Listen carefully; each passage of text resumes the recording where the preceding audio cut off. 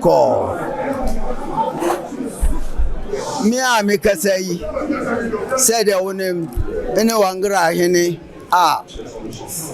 Kumasi Ashanti region ha na Wagara for omudi mi si akunja so be 40 years ni ene ya hihye se ochina ya me pini a ye bobosi na ansana ochina no ye be kwa baby a be di agro no o se yewra yembe srano na yenji inshira emfir no ho ansana ochina no na yakobo ya agro ayedi na emo meba no penimfo bi wo mo kame ho ene ye bae na chame se yewra betimi a na eduru baby a anka mesre se sa penimfo no wa ne wo mo nyi wo mo hundi na wo mo nchia yewra thirdly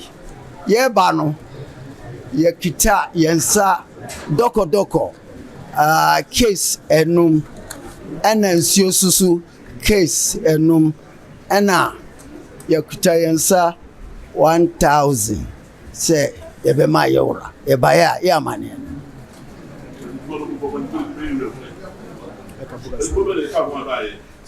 wo mo tito hasi wanchi dafi hene ena wanchi Wagara hene ena banda wanchi hene afesusu yawra ba ko wafer Nigeria no ha Kano ono susu Kano Wagara hene o hasi na no ha de ye frɛ onum ye frɛ no wakili onuma na eba ena sarkin tuba susu o ha ena sunyani dafi hene wonu susu o ha ena mo Kumasi moshi hene wonu so o ha sarkin tuba o ha ani alijo wonu susu o ha si pacho penimfo a medi wonu bae eno a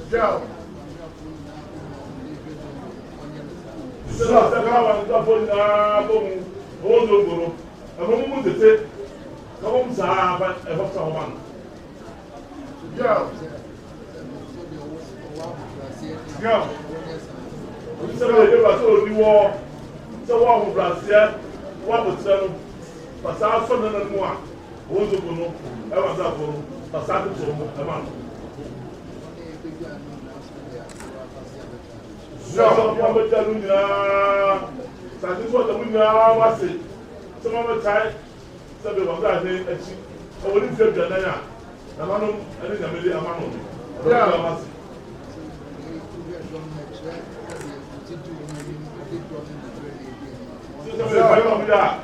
If you are children, and then check dog, I hope so. I hope I see one.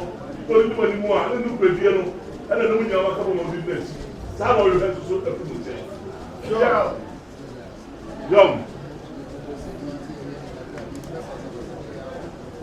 So the winner, I must say, Santo, the winner, I must say, but to the Chicago Proposal on purpose, as I said, yeah. Sabe, we are not far from here. I would say, I would find a little area for you. And the summer church, you know, about the about baby, all kinds of as to be. Yeah.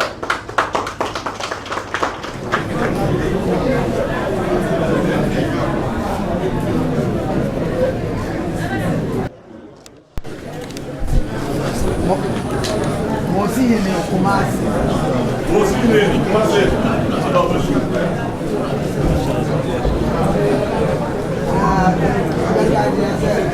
Culture.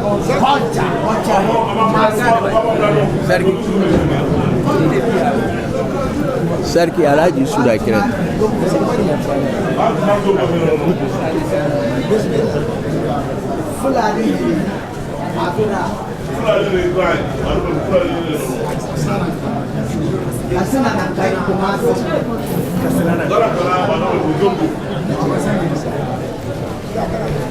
Who's in the Kumasi?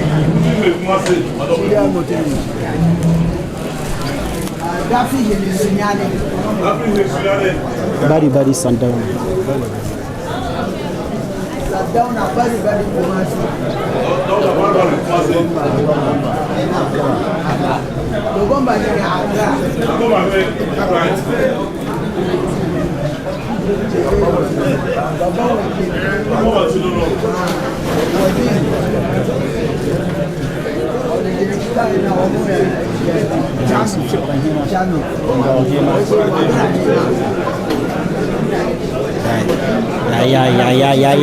Yeah. Sorry, yeah. I stop. I break. Yeah.